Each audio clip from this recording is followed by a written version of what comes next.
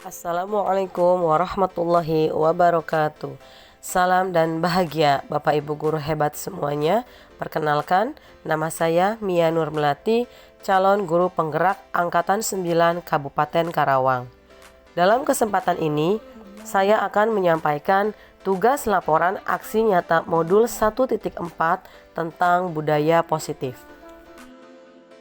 Sebelumnya, saya perkenalkan dulu fasilitator dan pengajar praktik, yaitu Bapak Farid Pamungkas SSN berperan sebagai fasilitator dan Bapak Ahmad Firmansyah SPD berperan sebagai pengajar praktik. Dalam melaksanakan tugas aksi nyata modul 1.4 ini, saya melaksanakan beberapa rangkaian kegiatan. Yang pertama, berkonsultasi dengan kepala sekolah. Yang kedua, membuat kesepakatan kelas dengan para murid. Yang ketiga, pengaplikasian tahapan segitiga restitusi dengan murid yang bermasalah. Yang keempat, pengimbasan dan sosialisasi tentang budaya positif dengan rekan sejawat. Tahapan yang pertama yaitu berkonsultasi dengan kepala sekolah. Dalam hal ini, saya mengkonsultasikan rencana aksi nyata saya yang akan dilaksanakan di sekolah. Dan alhamdulillah, kepala sekolah menyambut kegiatan ini dengan baik. Tahapan yang kedua, membuat keyakinan kelas dengan para murid pada saat pembelajaran di kelas. Dalam hal ini, sebagai guru, saya memandu para murid untuk membuat keyakinan-keyakinan kebajikan yang disepakati untuk dilaksanakan bersama pada saat pembelajaran di kelas. Dalam hal ini, para murid sangat antusias dalam membuat keyakinan kelas, sehingga tersusun beberapa keyakinan kelas yang kami sepakati bersama. Tahapan yang ketiga, pelaksanaan tahapan segitiga restitusi kepada murid yang bermasalah.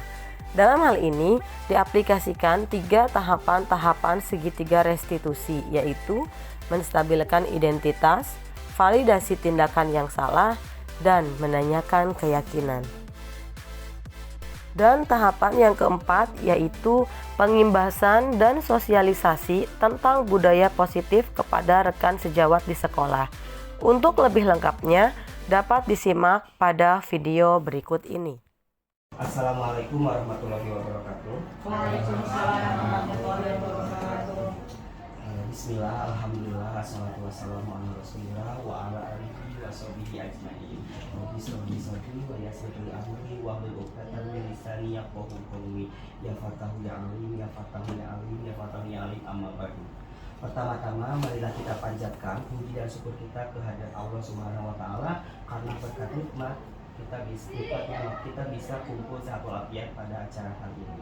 Tak lupa sholawat serta salam semoga tercurah limpahkan kepada junjungan alam Habibana wa Nabiyana Muhammad sallallahu alaihi wasallam, kepada para keluarganya, para sahabatnya, para tabi'in, dan kepada kita selaku umatnya yang insya Allah mengikuti ajaran agamanya hingga akhir zaman. Pada kali ini di sini ada acara pemaparan yaitu acara dari aksi nyata diseminasi budaya positif dari Bu Nia selaku calon guru penggerak. Adapun susunan acara pada kali ini yaitu pembukaan menyanyikan lagu Indonesia Raya, pengantar dari Bapak Kepala Sekolah, pemaparan dari CGP, refleksi tanggapan dan jawab dan penutup. Untuk mengefektifkan waktu, mari kita buka acara ini dengan ucapan basmalah secara bersama-sama. Bismillahirrahmanirrahim. Untuk acara yang kedua yaitu menyanyikan lagu Indonesia Raya yang akan dipandu atau dipimpin oleh Bapak Raka Abdi Purwanto. Kepadanya waktu dan tempat di sini. Hadirin dimohon untuk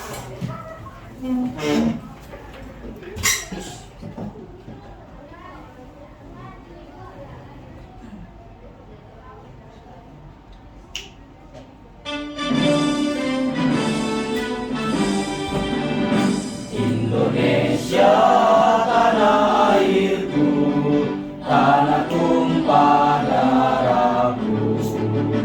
Di sanalah aku berdiri, jadi pandu hidup.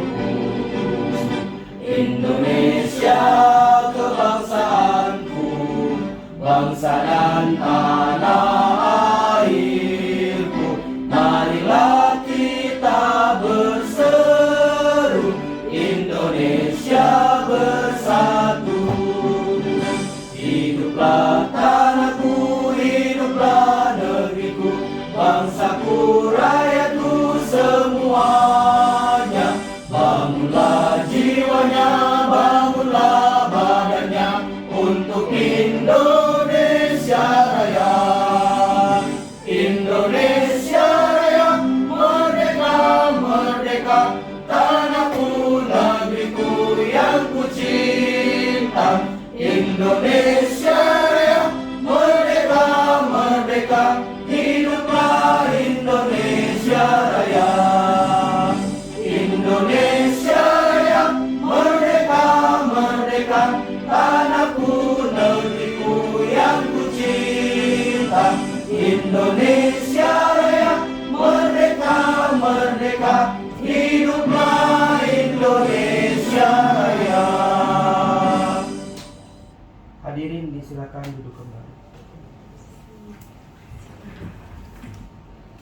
Terima kasih kepada Bapak Raka Adi Purwonto yang telah memimpin kita untuk menyanyikan lagu Indonesia Raya. Untuk acara selanjutnya yaitu pengantar dari Bapak Kepala Sekolah kepada Bapak Haji Ade Mulyana. Ada waktu dan tempat disilakan.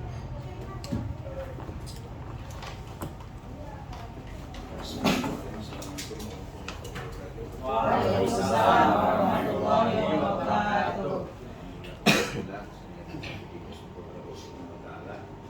Hari ini kita berkumpul di tempat ini dalam rangkaian acara kegiatan yang merupakan bagian dari rangkaian kegiatan yang harus diselesaikan oleh dirinya selaku calon program. Karena itu, saya ucapkan terima kasih kepada teman-teman yang sudah memberikan dukungannya dengan penuh, memberikan support kepada kita tentunya. Kita dukung terus, kita doakan semoga beliau dapat menyelesaikan program CGP-nya itu dengan lancar dan dengan tepat waktu dan berhasil. Dan hasil di sini adalah membawa sebuah perubahan baik bagi dirinya maupun bagi sekolah kita ini.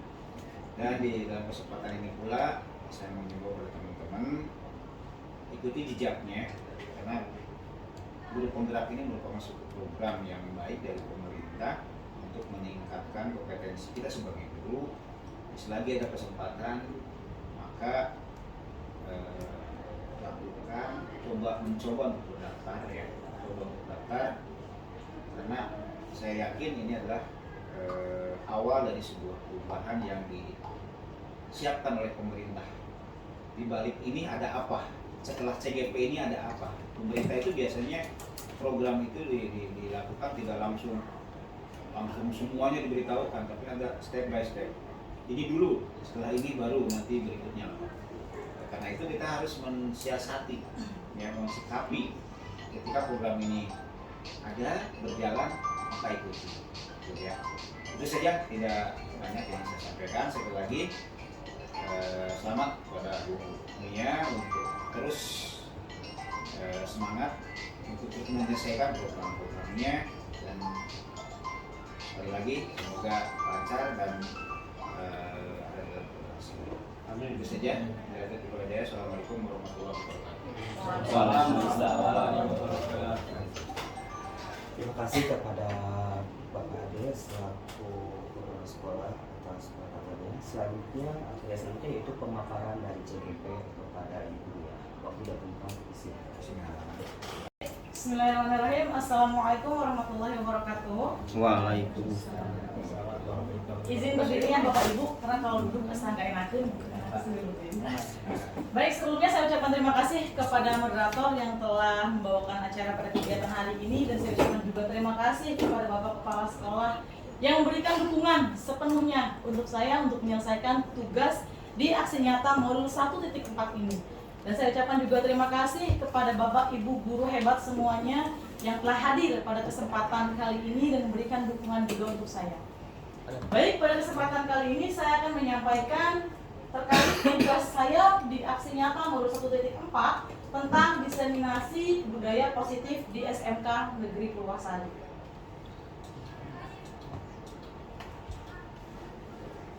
pada aksi nyata ini, tujuan pembelajaran khususnya yaitu CGP dapat menyampaikan pembelajaran dari penerapan konsep inti dari modul budaya positif serta pemahaman mereka mengenai konsep-konsep inti dalam modul budaya positif. Nah, sebelum kita ke budaya positif, Bapak Ibu, saya ingin bercerita sedikit terkait perjalanan saya di modul 1. Modul 1 ini kemudian ada 4 sub, yang 1.1 ada filosofi, Ki Hajar Dewantara, 1.2 nilai dan peran guru penggerak, 1.3 ada visi guru penggerak, dan yang terakhir di 1.4 modul terakhir ini yaitu tentang budaya positif. Sekilas tentang filosofi Ki Hajar Dewantara, di sini menurut KHD tujuan pendidikan itu adalah menuntun segala kodrat yang ada pada anak agar mereka mencapai keselamatan dan kebahagiaan yang setinggi-tingginya sebagai manusia maupun sebagai anggota masyarakat. Di sini KHD menekankan bahwa dalam pendidikan hendaknya sesuai dengan kodrat alam dan kodrat zamannya. Jadi kita tidak bisa memaksakan kehendak anak sesuai dengan kehendak kita. Jadi kita di situ tugasnya adalah menuntun murid sesuai dengan kodrat alam dan kodrat zamannya. Tentunya cara mengajar kita di sini dengan cara mengajar Bapak Ibu guru di kota itu berbeda ya Bapak Ibu. Karena kodrat alam di sini di kita lingkungannya mayoritas adalah petani. Kemudian kita di samping kanan kiri kita juga banyak sawah. Dan tentunya berbeda dengan Bapak Ibu guru di kota sana. Cara mengajar itu pasti berbeda. Kemudian kodrat zaman itu maksudnya bagaimana? Kodrat zaman ini kita mengajar disesuaikan dengan perkembangan zaman yang ada. Cara mengajar guru kita yang zaman dulu tentunya berbeda dan sekarang kita mengajar kepada anak-anak didik kita ya Bapak Ibu. Kita sesuaikan dengan perkembangan zamannya, di mana mereka sekarang banyak bermain gadget. Dari bangun tidur sampai tidur lagi mereka tidak bisa terlepas dari gadgetnya. Sekarang kita sesuaikan dengan zamannya. Makanya kita pembelajaran ini dikaitkan dengan kondisi zaman, kodrat zaman murid. Sehingga pendidikan bersifat dinamis, tidak statis seperti itu. Lanjut, nah ini sekilas tentang nilai dan peran guru penggerak. Di sini bukan nilai peran guru penggerak, tapi memang nilai dan peran yang harus dimiliki oleh seorang guru. Nilai yang pertama yaitu pembelajarannya yang kita lakukan itu harus berpihak pada murid. Kemudian yang berikutnya adalah kita mampu untuk memiliki sikap mandiri, dan kemudian kita juga harus melakukan suatu refleksi. Kemudian yang berikutnya yaitu kita harus mampu untuk berkolaborasi dengan seluruh warga sekolah. Yang berikutnya yaitu inovatif. Kemudian peran guru penggerak, yang pertama menjadi pemimpin pembelajaran, yang kedua menjadi coach bagi guru lain, kemudian mendorong kolaborasi, mewujudkan kepemimpinan murid, dan yang terakhir menggerakkan komunitas praktisi. Ini hal yang sudah dilakukan waktu kemarin di hari Rabu kita rapat. Ya, kita kemarin tentang apa Bapak Ibu? Yang waktu rapat komunitas praktisi itu kemarin yang dibahas, yang rapat di sini itu kemarin. Kita membahas tentang PMM ya Bapak Ibu ya. Ya, di aksi kita PMM kita sudah selesai Bapak Ibu? Sudah. Ya, nanti bisa dicek secara berkala sertifikatnya sudah keluar atau belum ya. Nah, itu kemarin yang saya lakukan termasuk ke dalam kategori menggerakkan komunitas praktisi. Dan kemarin yang saya pilih itu adalah kebetulan berkaitan dengan rapat pendidikan kita yang masih harus kita perbaiki, yakni membedah platform Merdeka Mengajar. Nah, ini visi guru penggerak. Di sini kemarin yang telah kita lakukan juga pada pendampingan individu yang waktu di perpustakaan. Nah, itu visi guru penggerak dapat terwujud jika terdapat kolaborasi dengan semua warga sekolah. Visi ini bisa tercapai melalui inquiry apresiatif pada kanvas Bagja. Bagja itu apa? Ini saya jelaskan sekilas Bapak Ibu karena keterbatasan waktu.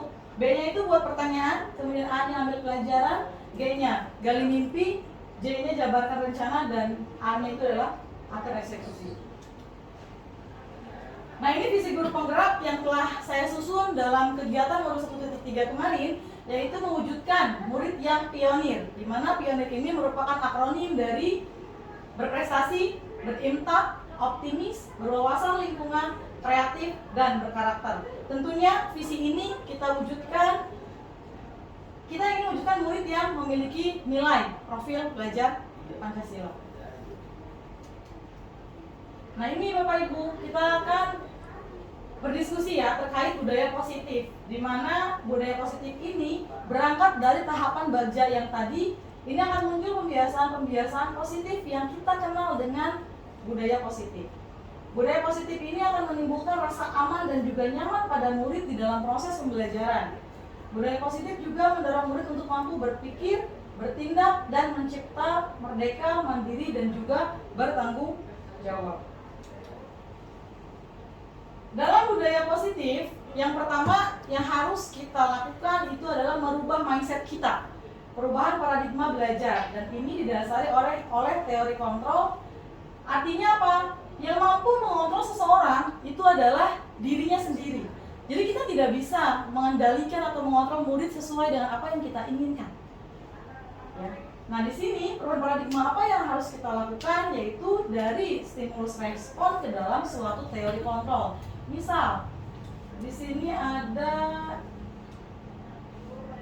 nah, perilaku buruk dilihat sebagai suatu kesalahan. Misal, ada murid kita yang terlambat, Bapak Ibu. Itu sesuatu hal yang salah tentunya ya.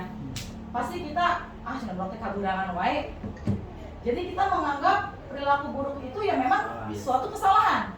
Itu berdasarkan teori stimulus respon. Tapi berdasarkan teori kontrol, ternyata semua perilaku itu memiliki suatu tujuan.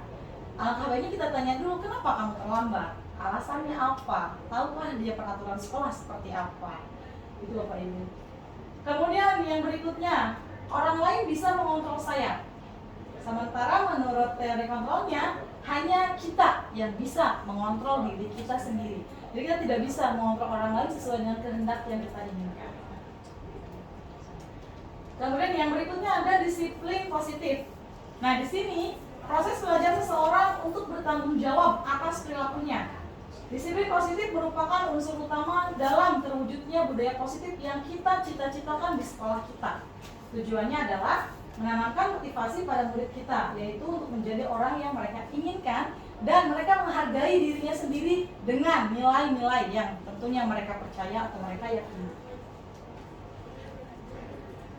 Nah, yang berikutnya ada teori motivasi perilaku manusia. Kenapa manusia itu melakukan sesuatu hal, itu pasti ada motivasi di belakangnya, ada motivasi pendorongnya. Motivasi apa itu? Nah, teori motivasi itu adalah hukuman dan penghargaan tidak akan efektif dalam mendisiplinkan murid karena kedisiplinan harus muncul dari kesadaran diri. Nah, di sini menurut Diane Gosen dalam bukunya Restructuring School Discipline menyatakan ada 3 motivasi dalam perilaku manusia. Yang pertama, untuk menghindari ketidaknyamanan atau hukuman. Kita bisa bayangkan kalau ada murid-murid kita, Bapak Ibu, kenapa ada siswa yang sampai datang tepat waktu? Apa motivasi dia datang ke sekolah tepat waktu? Mungkin salah satunya mereka takut dihukum oleh sekolah ya, atau gurunya. Kemudian motivasi yang kedua, yaitu untuk mendapatkan imbalan atau penghargaan dari orang lain. Pernah tidak kita melakukan sesuatu, saya mah yang dipuji, Bapak kepala sekolah, saya melakukan ini, kayak menang pujian, kayak menang hadiah. Pernah tidak seperti itu? Pernah ya tentunya ya. Mungkin murid-murid kita juga sama. Ketika mereka melakukan suatu prestasi, akankah atau mungkinkah ada motivasi di balik itu? Kenapa dia melakukan hal seperti itu? Nah, kemudian yang ketiga, motivasi ketiga itu adalah untuk menjadi orang yang mereka inginkan dan menghargai diri sendiri dengan nilai-nilai yang mereka percaya. Untuk 2 poin yang awal itu merupakan motivasi eksternal, dan poin yang ketiga ini adalah motivasi internal, tujuan dari disiplin positif. Jadi kita yakinkan kepada murid atau kita coba supaya mereka itu melakukan sesuatu itu atas dasar keinginan dan karena dia menghargai dirinya sendiri dengan nilai-nilai tentunya yang mereka percaya dan mereka yakini, seperti itu. Nah, apa bedanya hukuman, konsekuensi? Nah, di sini hukuman itu identitas yang gagal, sementara konsekuensi itu merupakan identitas yang sukses dan juga restitusi. Apa itu restitusi nanti akan dibahas di slide berikutnya. Nah, hukuman, kalau kita menghukum anak, menghukum murid, akankah murid akan tersakiti? Tentunya ya. Misal ada siswa yang terlambat, pernah tidak Bapak Ibu? Kalau saya pernah. Pernah menghukum murid? Pernah ya? Sering. Ini HP-nya? Ini HP-nya tuh dihukum karena ada kesalahan yang dia perbuat. Saya pun sama Bapak Ibu. Sebelum belajar ini saya pernah menghukum murid ketika datang terlambat terlambat 3 menit, lari 3 putaran. Terlambat 3 menit, lari 5 putaran. Saya juga sama pernah melakukan itu sebelum mempelajari modul ini. Nah, itu kalau hukuman. Sekarang konsekuensi. Kalau konsekuensi itu apa? Murid atau anak dibuat tidak nyaman. Misal ada siswa yang terlambat. Kalau konsekuensi ini berkaitan dengan aturan atau aturan yang kita sepakati. Ada kesepakatan dengan anak. Misal kita punya suatu aturan di sekolah nih. Nah, anak terlambat harusnya seperti apa aturannya? Bersihkan WC. Misal membersihkan WC. Apakah ketika anak itu membersihkan WC ada ketidaknyamanan dalam dirinya? Jelas ya. Nah, itu namanya konsekuensi Bapak Ibu. Jadi berbeda antara hukuman dengan konsekuensi. Ada lagi yang dinamakan dengan restitusi. Kalau restitusi, murid atau anak ini mendapatkan penguatan. Ya, nanti akan kita bahas lebih lanjut lagi. Kemudian hukuman bersifat negatif, kalau konsekuensi bersifat netral dan restitusi ini bersifat positif. Kemudian misal yang hukuman, contohnya ini, awas kalau dilakukan lagi ya, awas ya nanti kamu ya, mau datang telat di naon gitu. Nah itu hukuman. Tapi kalau konsekuensi, lakukan apa yang saya katakan, lakukan yang sekolah kita sudah terapkan, misal seperti itu Bapak Ibu. Nah kalau restitusi, apakah hal ini yang sesungguhnya ingin kamu lakukan? Jadi beda pertanyaannya. Dari ketiga apa nih? Kemudian kalau hukuman itu mode paksaan, kita memaksa ya kalau hukum tanpa kesepakatan, datang terlambat 3 menit, lari 3 putaran, kita memaksa ya Bapak Ibu ya. Nah kalau konsekuensi ini stimulus respon. Kenapa dia membersihkan WC? Ya ada faktornya karena dia datang terlambat. Nah itu konsekuensi. Kalau restitusi tadi teori kontrol. Kemudian kalau hukuman mendorong menyerahkan dirinya. Kalau konsekuensi mendorong kepatuhan, kalau restitusi mendorong disiplin positif. Kemudian kalau hukuman konsep diri buruk, konsep diri baik, konsekuensi, restitusi konsep dirinya lebih kuat. Sebetulnya konsekuensi juga baik ya Bapak Ibu. Itu sudah identitas yang sukses juga, tapi ada yang lebih sukses lagi di atas konsekuensi, yaitu yang dinamakan dengan restitusi. Kemudian hukuman, murid atau anak belajar menyembunyikan kesalahan. Bisa saja dia berbohong karena tidak mau kena hukuman ya. Kenapa kamu terlambat? Tadi Bu, ibu saya habis sakit atau disuruh pandiki, disuruh guru A, guru B. Itu kan dia berbohong karena dia tidak mau dihukum atau kena hukuman. Nah konsekuensi, murid atau anak belajar taat peraturan. Ada peraturan, ada kesepakatan. Kalau restitusi, murid atau anak belajar untuk memecahkan masalahnya sendiri. Nah, biar kita nggak ngantuk Bapak Ibu, saya ada sedikit games dulu yang akan kita jawab bersama.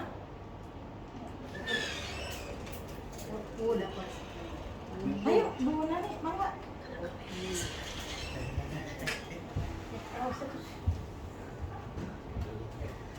Gue yang sini. Oke, kita masukkan. Nah, perbedaan tadi ya, konsekuensi dengan hukuman. Coba Bapak Ibu di sini ada 4 pertanyaan. Mencatat 100 kali di dalam buku kalimat, saya tidak akan terlambat lagi karena terlambat sekolah. Menurut Bapak Ibu itu hukuman atau konsekuensi? Konsekuensi. Nah, Sanksi. apa itu? Hukuman. Ada anak terlambat nih. Hukuman. Pak, tulis 100 kali di buku, saya tidak akan terlambat lagi. Apa itu? Hukuman atau konsekuensi? Sanksi atau konsekuensi itu di situ. Hukuman. Hukuman. Rajam dia, hukuman dia. Hukuman. Hukuman. Hukuman. Udah, hukuman ya. Oke, kita klik. Jangan deh. Des.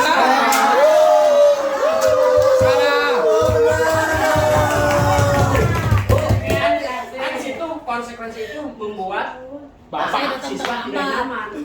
Terlambat Bu. Betul nggak? Iya. Sebagai pesan keberhasilan. Makanya tadi perhatikan materinya. Berikutnya Bapak Ibu, lari mengelilingi lapangan basket 2 kali karena terlambat hadir di sekolah. Sering ya kita lakukan di sini, sering ya? Paksaan ya? Wah itu tuh sering. Hukuman. Hukuman, sepakat semua ya? Oke, kita lihat. Oh bangga, kan ngehukum. Mana hadiahnya? Next, soal yang ketiga, membersihkan coretan yang dibuatnya di meja. Anak menulis di meja, kemudian kita suruh silakan bersihkan coretan di kelas. Konsekuensi. Konsekuen. Sanksi atau konsekuensi? Sanksi. Paket. Bapak Ibu hebat semua ya. Wah, ini siapa nih? Itu saya itu. Tidak menggunakan masker. Hukuman. Mas Topik cerita. Hukuman.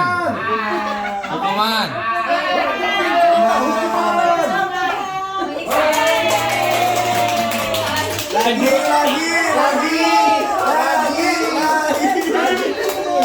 Oh, guru TK. Guru TK. Man, lanjut Bapak Ibu. Lanjut Bapak Ibu, di sini ada yang berikutnya terkait dengan kebutuhan dasar manusia. Ada 5 kebutuhan dasar manusia. Yang pertama bertahan hidup, kasih sayang dan rasa diterima, kebebasan, kesenangan, penguasaan. Di mana apabila salah satu dari kebutuhan dasar ini tidak terpenuhi oleh kita atau mungkin oleh anak, bisa jadi anak ini akan melakukan sesuatu hal yang menyimpang. Ya, jadi saya juga sama Bapak Ibu di sini masih belajar, bukan berarti saya di depan ini saya yang paling hebat. Bapak Ibu guru semua yang paling hebat semua ya. Di sini saya ingin berbagi sedikit terkait apa yang saya sudah dapatkan di modul 1 kemarin. Nah, di mana saya pun mencoba menerapkan di sini di sekolah kita, kenapa anak bisa sampai melakukan sesuatu yang menyimpang? Mungkin ada salah satu atau mungkin salah 2, salah 3 dari kebutuhan dasar ini yang mereka tidak dapatkan di rumah atau mungkin di sekolah. Rata-rata yang siswa di kita yang tidak mereka dapatkan itu apa Bapak Ibu? Kasih sayang dan rasa diterima. Kasih sayang. Mereka itu seperti cari perhatian dengan cara ya itu tadi melakukan sesuatu yang menyimpang karena mereka tidak mendapatkan itu di rumah. Makanya sekarang kita coba kita berikan apa yang tidak mereka dapatkan di rumah dengan cara mereka mendapatkannya di sini di sekolah. Nah, yang pertama, bertahan hidup. Bertahan hidup ini berarti kebutuhan fisiologis seperti makan, kesehatan. Kalau kita misal lapar ya makan, kalau haus ya minum, kalau sakit ya kita istirahat, itu bertahan hidup. Ya, kebutuhan bertahan hidup. Kalau ngantuk ya kita tidur, kalau ya istirahat. Nah, yang kedua, kasih sayang dan rasa diterima. Nah, ini love and belonging ya Bapak Ibu. Jadi mereka ingin menjadi sesuatu bagian yang berharga. Jadi kita jadikan anak-anak ini sebagai aset untuk masa depannya.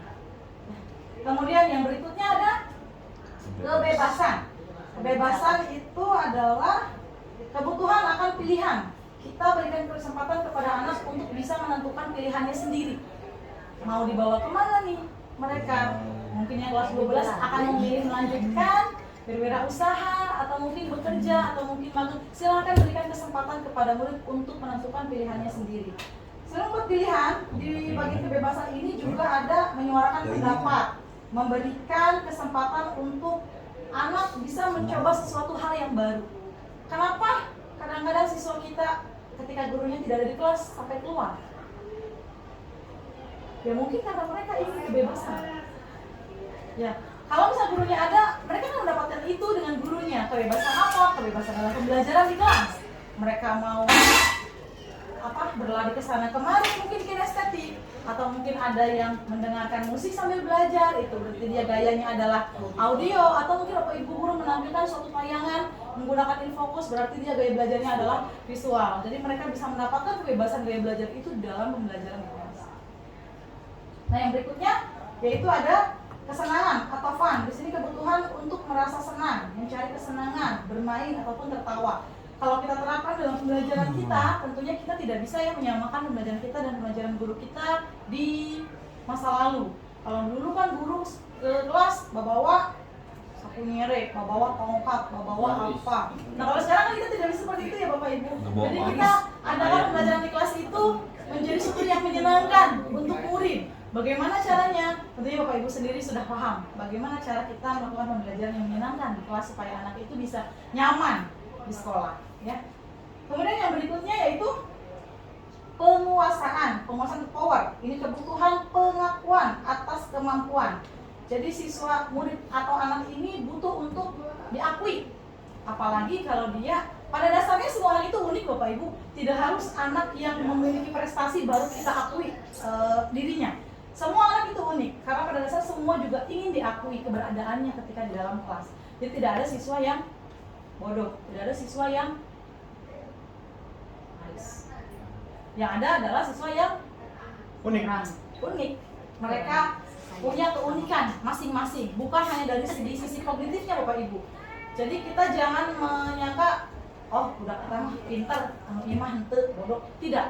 Mereka pasti punya prestasinya di bidang masing-masing. Mungkin ada yang di bidang olahraga, atau mungkin ada yang di bidang yang lain, seni, nyanyi, dan lain sebagainya. Karena semua murid, semua anak itu adalah murid. Nah, ini 5 kebutuhan dasar manusia yang harus kita miliki dan harus anak-anak kita juga miliki. Supaya apa? Supaya mereka bisa menjadi pribadi yang lebih baik lagi ke depan. Yang berikutnya ada posisi kontrol guru. Nah, Bapak Ibu, dari kelima posisi ini mau pilih yang mana? Sebagai penghukum, pembuat merasa bersalah, atau mungkin dari murid sebagai teman, atau mungkin mantau doang, pemantau, atau mungkin sebagai manajer. Kita sekarang ada di posisi yang mana? Manajer. Sebagai manajer, luar biasa Pak Robi. Ya, saya juga ini di posisi manajer Bapak Ibu ya. Nah, kita lihat apa perbedaan dari masing-masing posisi kontrol ini. Kita tonton dulu video berikut ini.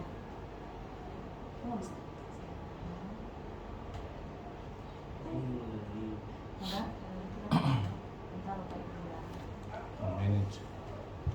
Satu. Kita nonton dulu ya.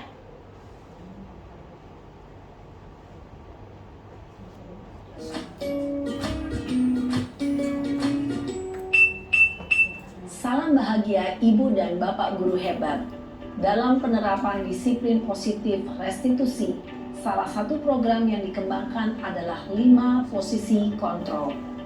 5 posisi kontrol dalam restitusi adalah proses perjalanan seorang pendidik agar dapat mengenali dirinya. Pada video kali ini, kita akan membahas tentang 5 posisi kontrol yang dikembangkan oleh Diane Gosson dan contoh penerapannya.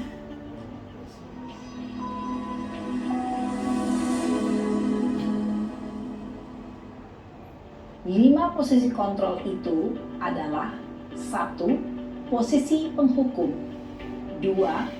Posisi pembuat merasa bersalah. 3. Posisi teman. 4. Posisi pemantau atau monitor. Dan 5. Posisi manajer.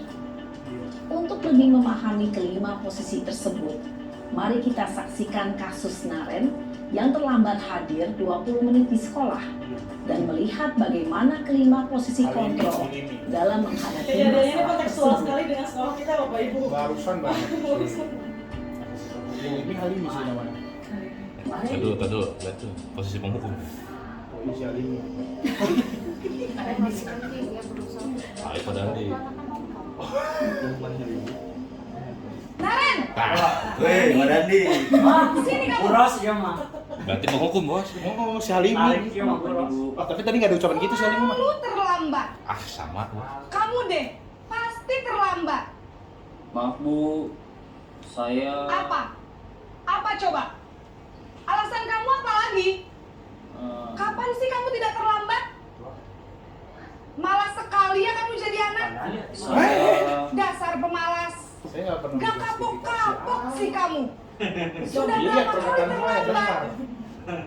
Sana, kamu keliling lapangan basket 2 kali. kenapa saya harus keliling lapangan basket Bu? Kenapa? Kamu mau lawan ibu? Berani-beraninya jawab. Sudah terlambat, masih berani jawab pula. Hah? Sekarang, keliling lapangan basket 5 kali sekalian. Biar kapok. Cepat. Pergi sana ke lapangan basket. Posisi penghukum biasanya berbicara dengan nada tinggi, menghardik, menunjuk-nunjuk, menyakiti, dan menyindir. Besok gua harus bisa kecil suara bersifat gua fisik ini. maupun psikis. Ibu dan Bapak guru hebat, dampak yang terjadi pada murid ketika guru berada pada posisi penghukum adalah murid cenderung akan memberontak, bahkan menyimpan dendam. Kali tak dendam.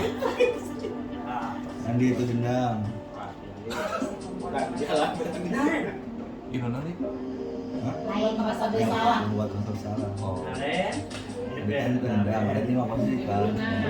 Naren. Naren, Oh, langgar kowe jangan gunani yo. Selamat pagi, Bu. Naren. Kamu kenapa terlambat lagi, nak? Oh, dan Ya Tuhan, Naren. Kamu senang ya bikin ibu susah ya? Kalau kamu terlambat lagi, nanti ibu Siapa tuh gitu tuh? kamu.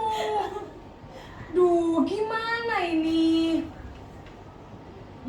Maaf, Bu. Duh, Gusti Naren. Kamu suka ya kalau ibu ditegur bapak kepala sekolah? Dandi. Beda kasusnya ini. Ibu harus tulis apa ini di buku Ini absen? sopan ini anaknya ini. Ini kamu sudah sering terlambat loh. Ibu harus apa coba? Maaf, Bu. Maaf sekali. Ya sudah, lain kali jangan bikin ibu susah lagi ya nak ya. Ibu tidak akan kuat lagi kalau kamu begini terus. Bisa jantungan kalau ibu tegur bapak kepala sekolah. Bisa jantungan sih. Sana cepat kelas. Maaf ya, Bu. Maaf sekali. Posisi pembuat rasa bersalah berbicara dengan nada tenang, cenderung lembut. Namun kata-kata yang diutarakan membuat murid merasa menjadi orang yang gagal. Memandang buruk dirinya sendiri, merasa tidak berharga, dan tidak sanggup membahagiakan orang lain. Ketika guru mengambil posisi pembuat rasa bersalah, murid akan menganggap dirinya yang bersalah dan ia akan menyimpan emosi negatif tersebut di dalam dirinya.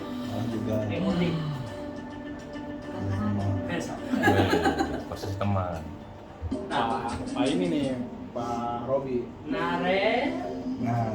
Si Naren ini 3 kali telat. Mana, Cak? Kalau di Purwasaru udah dipanggil orang tua ini. Naren, Terus naon dia wae. si Riko aja tadi enggak. Oh, si Riko. Selamat pagi, Bu. Wah, sudah jam berapa ini nak? Terlambat Ya, Mas, lagi ya saya. Iya, Bu.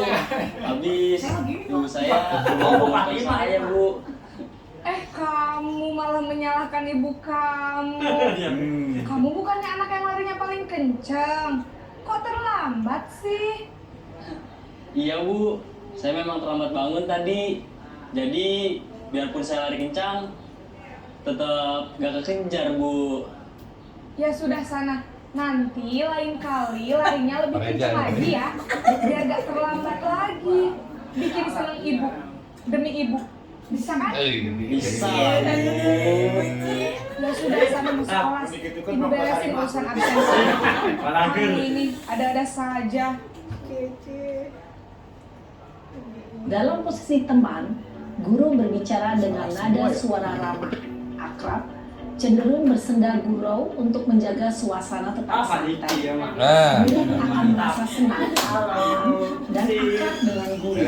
Identitas yang tercipta adalah identitas sukses atau berhasil. Namun, perlu diingat, karena ini masih dorongan eksternal, maka ada faktor ketergantungan dari murid kepada orang tertentu. Di sini guru absennya, sehingga di lain waktu murid bisa berperilaku baik, namun hanya kepada orang-orang tertentu saja. Yang keempat, Bapak Ibu, pemantau atau Mantap terus dari kejauhan.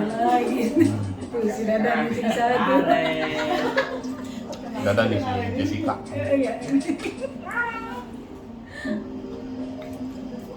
Naren, Nadanya itu mulu. Selamat pagi, Bu. Naren, apa peraturan sekolah kita tentang jam berapa kita harus masuk sekolah, nak? Kita harus di sekolah jam 7, Bu. Iya betul, sekarang sudah jam 7.20. Naren sudah tahu konsekuensinya jika terlambat hadir. Paham, Bu. Saya harus tinggal kelas pas jam istirahat selama 20 menit. Iya benar, konsekuensinya demikian. Jadi nanti jam 9.30 pas istirahat, kamu harus tinggal di kelas, kerjakan tugas tambahan untuk ketertinggalan kamu, ya? Baik, Bu. Jelek. Posisi pemantau mengandalkan penghitungan atau data untuk mengontrol murid. Guru mengarahkan murid berdasarkan peraturan dan konsekuensi. Seorang pemantau menunjukkan bahasa tubuh dan ekspresi wajah yang datar dan cenderung formal. Orang tua. Sialis. Posisi manajer.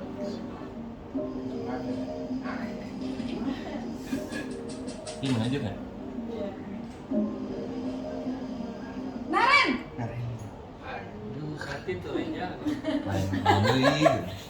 Selamat pagi Bu. selamat pagi Naren. Maaf Bu, saya terlambat.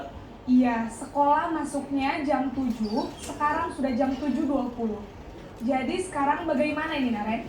Maaf Bu, saya lupa salam saya semalam. Baiklah, menurut kamu, keyakinan sekolah yang mana yang perlu kamu tingkatkan? Menghargai diri sendiri dan orang lain mungkin ya Bu. Setuju. Jadi, apakah Naren meyakini prinsip saling menghormati Jadi tersebut? komunikatif. Iya Bu, saya meyakininya. Apakah Naren bersedia memperbaiki masalah keterlambatan ini? Bersedia Bu. Bagaimana kamu akan perbaiki masalah keterlambatan ini? Saya akan coba untuk tidak lupa menyetel alarm saya Bu. Baik, kalau Naren lupa menyetel alarm di rumah, ada orang yang kira-kira bisa bantu mengingatkan tidak? Ada Bu, kakak saya, Kak Ema. Ada lagi selain Kak Ema? Selain Kak Ema, ada ibu saya. Baik, jadi yang mengingatkan Naren adalah Kak Ema dan ibu kamu ya? Kira-kira akan mulai setel alarm kapan nih Naren? Setelah pulang sekolah, akan segera saya lakukan. Baik, jadi Naren akan setel alarm untuk bangun besok pagi dan akan diingatkan oleh kakak dan ibunda Naren ya. Ada lagi yang mungkin perlu dilakukan Naren agar tidak terlambat bangun lagi? Tidak ada Bu. Baik Naren, terima kasih untuk kerjasama kamu. Sekarang kamu perlu kembali ke kelas untuk belajar. Baik Bu, terima kasih. Posisi manajer adalah posisi kontrol yang disarankan untuk membimbing murid memiliki sikap disiplin yang positif, yaitu murid yang mandiri, bertanggung jawab, dan dapat memecahkan masalah. Tujuan dari posisi ini adalah agar murid dapat berefleksi atas tindakannya. Guru akan dengan tulus memberikan pertanyaan-pertanyaan bermakna, sehingga membuat murid dapat belajar dari kesalahannya dan mencari sebuah solusi untuk menyelesaikannya. Ibu dan Bapak guru hebat, setelah mengamati adegan kelima posisi kontrol tadi, kira-kira posisi mana yang paling ideal? Posisi mana yang dapat menunjang motivasi intrinsik murid? Ya, tentu posisi manajer. Posisi ini memang posisi ideal yang ingin dituju setiap pendidik. Pada posisi inilah, guru dapat menerapkan disiplin positif yang berpihak pada murid, yang memerdekakan murid. Perjalanan seorang pendidik tentunya tidak mudah untuk sampai pada posisi seorang manajer. Namun, tujuan kita pasti, yaitu menciptakan murid-murid yang mandiri, merdeka, dan bertanggung jawab. Semoga penggambaran 5 posisi kontrol yang telah diperlihatkan ini dapat menjadi ajang refleksi bagi kita semua, agar dapat terus mengasah dan menerapkan disiplin positif yang memerdekakan murid. Mari terus berlatih dan bersemangat. Selamat menerapkan. Salam dan bahagia, Ibu dan Bapak guru hebat.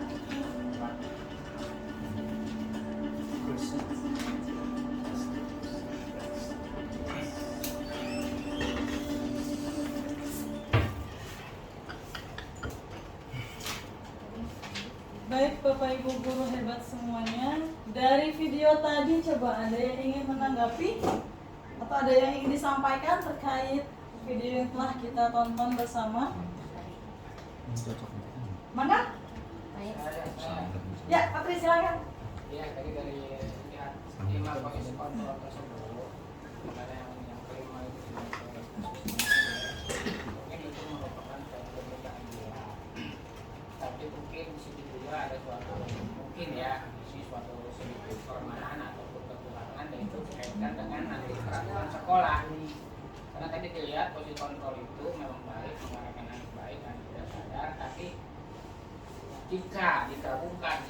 disamakan dengan peraturan sekolah. Misalnya kalau terlambat 20 menit ada harus melakukan apa.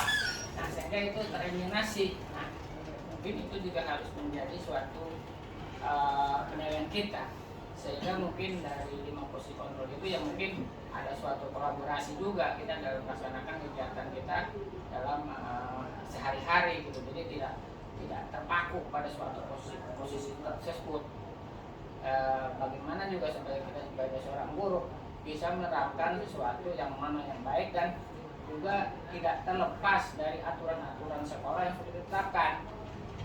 Kalau saya lihat tadi posisi kontrol itu tidak ada suatu bentuk sanksi atau hukuman yang ditentukan dengan aturan sekolah sehingga nanti mengabaikan. Nah, sehingga pada suatu waktu nanti anak juga terlambat tidak akan apa-apakan, ada aturannya. Itu mungkin anggapan saya yang untuk 5 posisi kontrol tersebut. Artinya dalam pelaksanaannya kita bisa mengkolaborasi saja, mungkin itu saja. Oke, terima kasih Pak Tri. Yang lain, ada lagi Bapak Ibu Guru? Ya, saya. Mak, Pak Ian. Assalamualaikum warahmatullahi wabarakatuh. Waalaikumsalam warahmatullahi wabarakatuh. Sejak awal ini materi sangat menarik gitu ya, karena namanya juga ini guru berbagi ya. Meskipun saya sudah lama mengajar, tapi kalau masalah ini mungkin tidak bosan-bosan ya. Saling mengingatkan itu penting. Nah, dari materi yang disampaikan oleh Bu Mia dengan video-video yang barusan itu bisa digarisbawahi. Di sini ada 5 kontrol sebagai guru untuk sebagai guru gitu ya di dunia pendidikan. Yang pertama tadi apa? Yang menghukum, terus membuat merasa bersalah, yang ketiga teman, yang keempat memantau, dan yang kelima manajer. Nah, khusus di SMK Negeri 1 Purwasari gitu ya, yang saya sudah hampir mau 2 tahun ya, 1,5 tahun gitu ya. Di sini kalau menerapkan yang paling bagus itu apa? Manajer ya.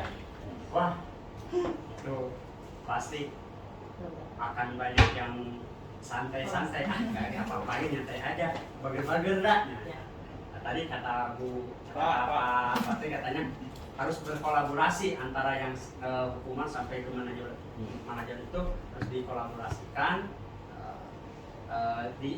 berarti situasional gitu ya Bu ya, situasional harus disesuaikan. Kalau tiap harinya seperti kesiangan terus ya diterapkan dengan manajer, nah itu terlalu keenakan. Tapi kalau diterapkan hukuman terus, tadi ada pendendam takutnya. Nah, ya makanya pentingnya kolaborasi di situ. Nah, kita sebagai guru ya harus bijak dalam menghadapi siswa yang seperti yang kompleks ini gitu ya.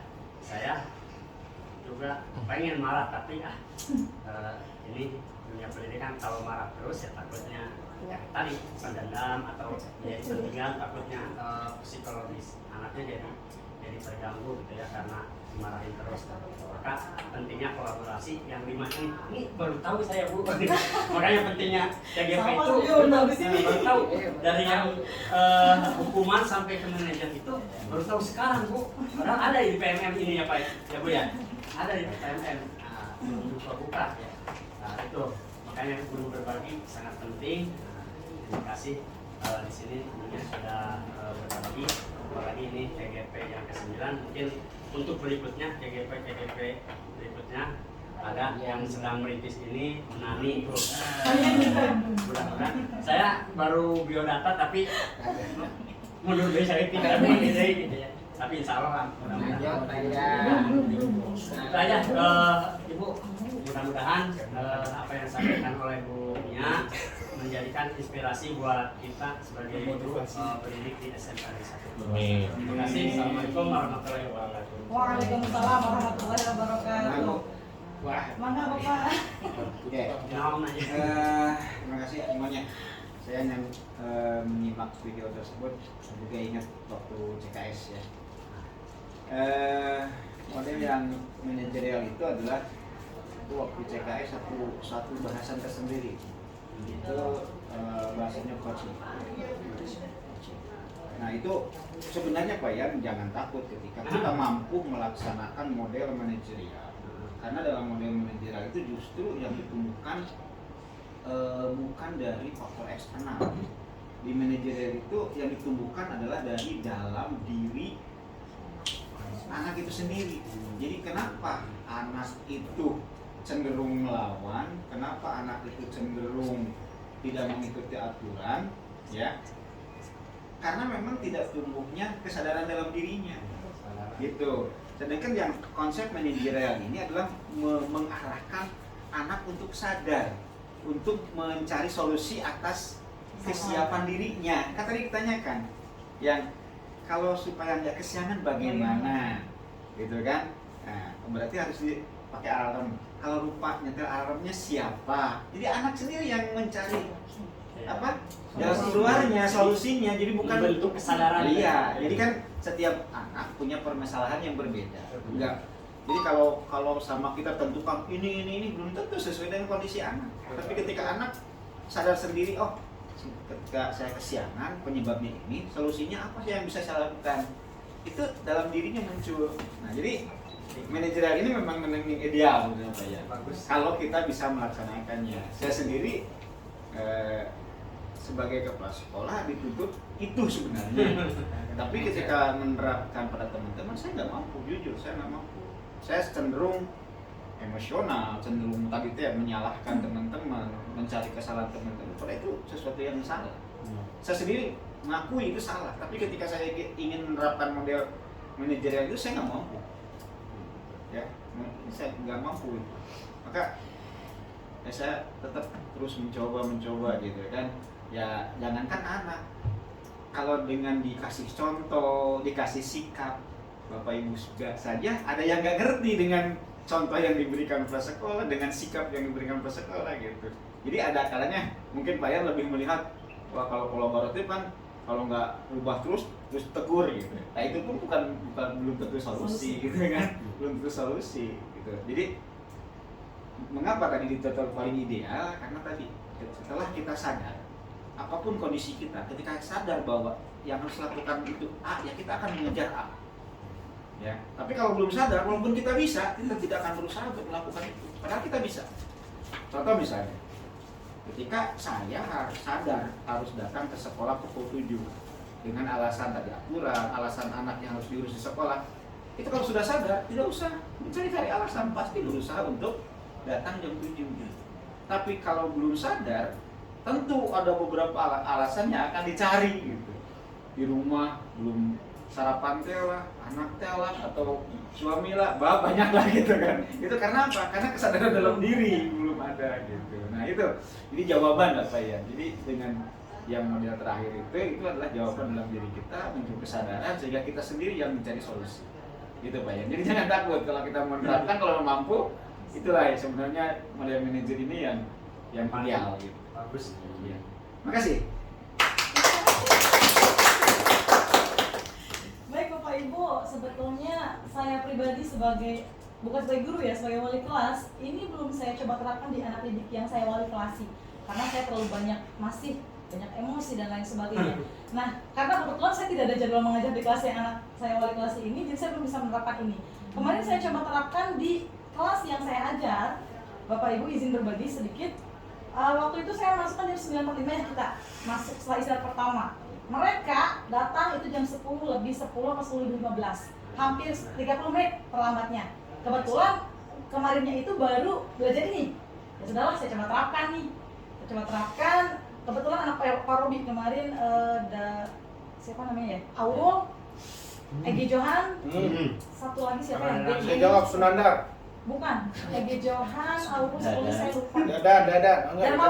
Darmawan, Egi Johan, itu kan luar biasa ya Bapak Ibu ya, di kelasnya itu super, duduknya paling pojok juga. Nah saya coba terapkan posisi ini, di posisi manajer saya coba terapkan, dan ternyata mereka sebetulnya paham, mereka sebetulnya juga sadar, mereka juga bisa memberikan solusi.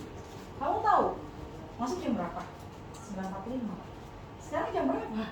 10.15 Bu. Kamu buat berapa menit? 30 menit. Dari mana? Pertanyaan menuntun itu saya coba ajukan kepada mereka dan mereka menjawab sendiri Bapak Ibu. Terus akhirnya kamu melakukan apa ini? Ya Bu, saya salah. Terus harus kumaha? Ketika saya tanya harus bagaimana, rata-rata mereka menjawab hukuman. Terus harus gimana? Dengan kamu lari. Apakah dengan lari buat kamu jerat? Nah ulang tuh Bapak Ibu ditanya gitu mah. Kalau saya menghukum kamu sekarang lari, membuat efek jerat tidak? Tengok aja. Enggak Bu. Terus harus bagaimana? Ya Bu, saya salah. Terus kalau salah, pokoknya saya sampai mereka itu bisa menjawab solusinya sendiri gitu. Saya coba pancing dan pertanyaan akhirnya ya Pak, saya udah keluarkan kan. Oh iya Bu, saya udah tidak mengulangi lagi. Tapi itu berhasil Bapak Ibu. Setelah pertemuan berikutnya berganti orang. Yang telat itu ganti orang. Nah, 3 orang itu yang sudah saya coba terapkan pertanyaan menuntun tadi, mereka saya masuk sudah ada di kelas. Walaupun mungkin si Aurel itu kayak kinestetik ya, dia belajarnya itu luar biasa ya. Gak mau diem. Jadi cicat tadi itu. Aurel nunjuk naon jangan nyari jawaban. Enggak tuh minjem itu. Naon weh, ayo gak alasan nanti. Ya mungkin dalam kinestetik kita Bapak Ibu jadi dia cicat aja gitu. Pas di kelas itu ya sudah. Dibiarkan selagi tidak mengganggu ya sudah saya biarkan gitu. Tapi di next pertemuannya itu berganti orang. Yang terlambat itu beda orang lagi dengan alasan ngambil. Memang siswa itu tuh luar biasa, cari perhatiannya, yang diperhatikan itu luar biasa. Nah ini mungkin saya juga belum bisa menerapkan ini kepada anak-anak yang saya wali kelasi, karena memang waktu bertemu di kelasnya juga saya tidak ada. Kemudian saya kadang ketika di luar pun ada tugas dan lain sebagainya, jadi Pak Dandi lagi yang ngurusin anak saya yang saya wali kelas itu luar biasa. Itu yang sudah saya coba terapkan kemarin. Mudah-mudahan ya tadi dengan cara kolaborasi tadi. Dari mana awalnya supaya kita bisa menerapkan di posisi manajer ini ada di langkah berikutnya Bapak Ibu. Dari keyakinan kelas. Jadi saya juga baru tahu tentang ini di bulan kemarin ketika PMM, bulan apa ya? Agustus Septemberan. Jadi seharusnya ini kita lakukan di awal pembelajaran ketika pertama kali bertemu dengan murid itu tidak harus masuk ke materi Bapak Ibu. Jadi kita bisa menerapkan keyakinan kelas bersama murid. Jadi semua komitmen dari mereka. Ayo silakan anak-anak kita sepakati aturan di pelajaran IPIPAS apa, di pelajaran PKWU apa, di pelajaran matematika apa, kita sepakati bersama dan itu di-print dan tempel. Berawal dari itu dulu Bapak Ibu. Kalau memang kita sulit untuk bisa menerapkan itu secara keseluruhan, berarti berawal dari sini dulu Bapak Ibu. Jadi kita para guru semua ketika awal pembelajaran itu bisa kita terapkan, kita membuat dulu keyakinan kelas bersama murid. Kita tempel, kira-kira kelas Bu Mia pipa, kira-kira kelas Bu Suryati pipa, Bu Nani matematika, ditempel 12 kertas juga nggak masalah ditempel. Biar nanti ketika mereka melanggar aturan ini, karena ini mereka sepakati sendiri dari mereka, untuk mereka, oleh mereka. Jadi mun ayah mengalanggar ya kita balikan. Kan sudah kita sepakati nih. Saya yakin mereka akan lebih respect, mereka lebih menghargai hal tersebut Bapak Ibu. Jadi kita bisa buat keyakinan kelas. Apa itu keyakinan kelas? Keyakinan yang disepakati oleh murid dan guru atas nilai-nilai kebajikan yang akan diterapkan. Tentunya keyakinan kelas ini dengan kalimat yang positif Bapak Ibu. Nanti bisa dibuat bersama murid-murid yang kita ajarkan. Kita ngajar kelas mana aja, kita buat keyakinan kelasnya, kita tempel di tembok. Hasil kesepakatan atau keyakinan kelas yang telah kita sepakati bersama murid. Nah ini sudah saya coba terapkan waktu itu pas lagi PMM. Membuat PMM saya coba terapkan di kelasnya Bu Borowi ya ini. Di kelas sekolah KL 1. Dan lu apa ya? Laki-laki. Oh iya kan guru. Nah ini kemarin kesepakatan kelas yang saya buat. Masuk kelas tepat waktu, mau sampah pada tempatnya, membersihkan kelas, masa kewajiban kita dan lain sebagainya. Mungkin lebih dari ini tidak terbatas Bapak Ibu. Poin-poinnya boleh berapa saja. Karena ini berasal dari murid dan kita sepakati bersama dengan murid. Tidak ada batasan untuk membuat suatu keyakinan kelas Bapak Ibu. Dokumentasi oke Miss. Nah, di sini ada misal kita buat nih keyakinan kelas untuk daftar peraturan. Coba Bapak Ibu kita jawab bersama. Kembalikan barang ke tempatnya. Kira-kira nilai kebajikan apa yang kita tuju dari pernyataan peraturan ini? Kita kembalikan barang ke tempatnya ya. Maka selama jam pulpen kembalikan lagi ya ke orangnya. Nilai kebajikan apa yang ada di dalam aturan itu? Bertanggung jawab. Bertanggung jawab. Bertanggung jawab. Oke, kita cek jawabannya. Jreng. Betul.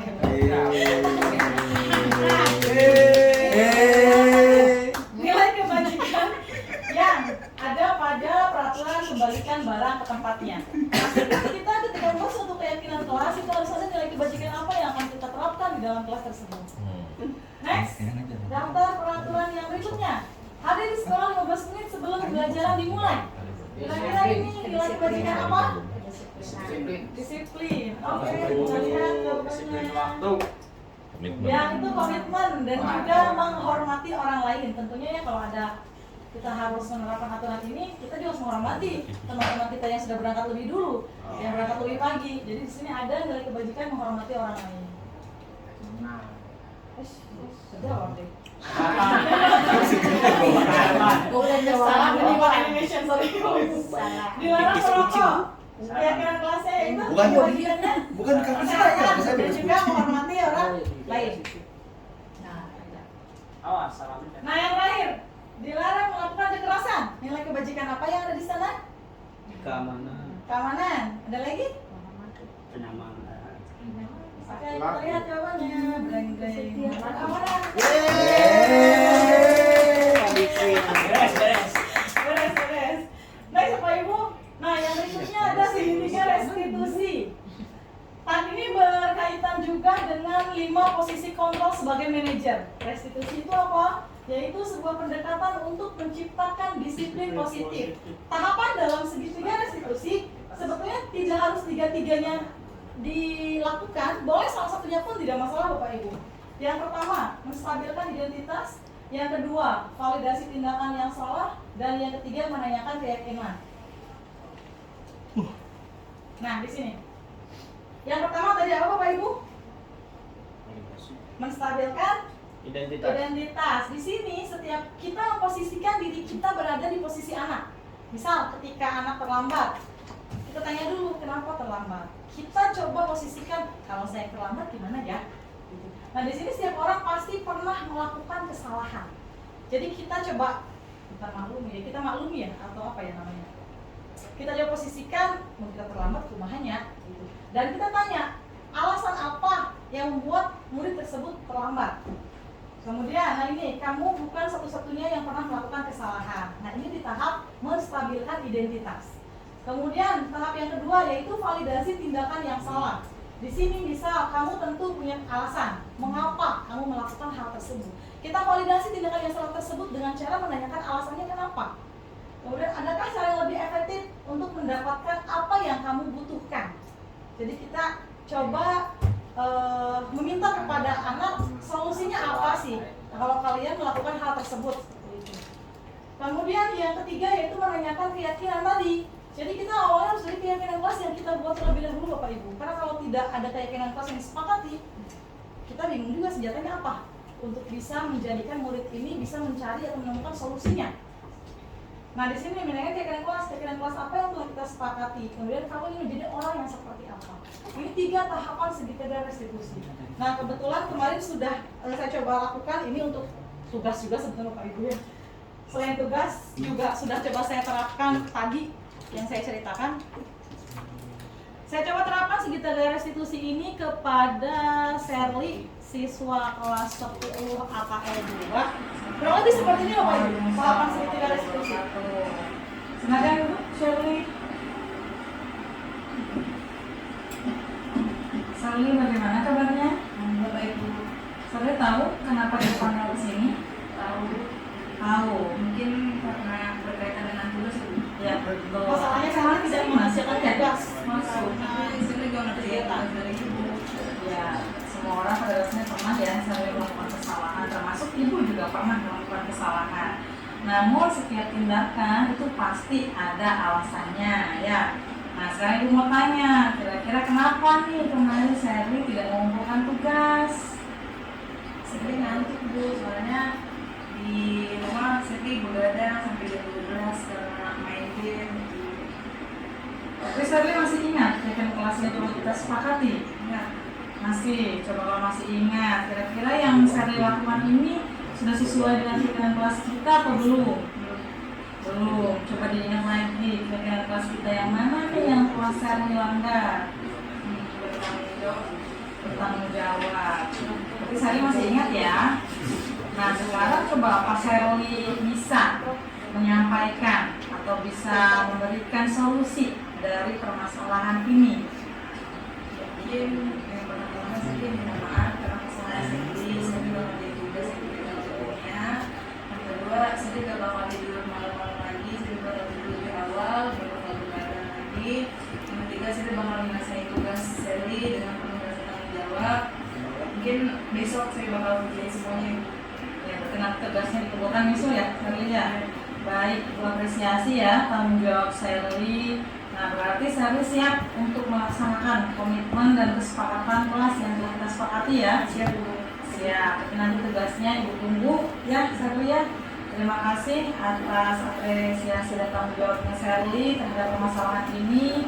Berarti Sally sudah bisa untuk menyelesaikan masalah yang Sally telah lakukan kemarin ya. Nanti next ke depan tidak diulangi lagi ya, Sally. Ya, oke baik. Sekarang Sally boleh kembali ke kelasnya. Terima kasih Sally. Ya, maaf ya Bu. Ya, nggak apa-apa. Tugas ditunggu ya. Ya Bu. Assalamualaikum warahmatullahi wabarakatuh. Nah, Bapak Ibu ini karena kemarin settingan dan tekstual sekali kelihatan banget ya saya baca soalnya. Tapi ketika kita coba terapkan di kelas itu mengalir dengan sendirinya Bapak Ibu. Lebih enak ketika tidak di shoot ternyata. Kalau di shoot malah tegak. Oh dia tanya maunya. Tapi ketika kita ngalir di kelas kita terapkan, anak juga kalau jawabannya sama dengan Sally. Semua sama. Saya coba terapkan di 10 tadi anaknya Pak Robi pun mereka bisa kok menemukan solusi dari permasalahan dan kesalahan yang telah mereka lakukan sendiri. Berawal dari tadi Bapak Ibu, keyakinan kelas yang kita telah sepakati bersama. Karena kalau tidak ada keyakinan kelas, kita agak kesulitan untuk punya pegangan. Dia nggak balikin atau malah nggak balikin, itu benar maka guru gitu ya. Tapi kalau kita sudah sepakati keyakinan kelas tersebut, itu insya Allah anak-anak kita bisa kok, mereka pasti bisa untuk menjadi manusia yang lebih baik lagi. Next, saya coba minta tanggapan dari Sally terkait segitiga restitusi yang telah diterapkan. Saya jelaskan nih kemarin ke Sally Bapak Ibu, Ibu ada tugas terkait ini tidak settingan, refleksi ini murni dari Sally. Kalau misalnya saya terapkan ini, tidak ada hukuman, tidak ada dan lain sebagainya, bagaimana perasaan Sally? Silahkan diungkapkan. Ini jawaban Sally Bapak Ibu semua.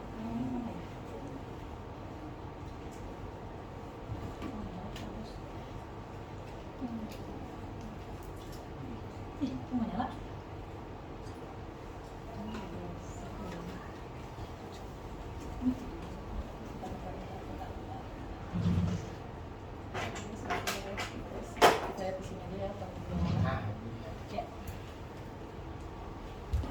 Assalamualaikum warahmatullahi wabarakatuh. Saya Serda Anastasia ingin merefleksikan tentang segitiga restitusi yang tadi telah diterapkan. Menurut saya segitiga restitusi itu sangat bagus diadakan sekolah ini karena bisa membuat anak murid itu bertanggung jawab atas segala yang dia perbuat, yang dia lakukan. Terus kan itu juga berdasarkan kesepakatan bersama yang ada di kelas.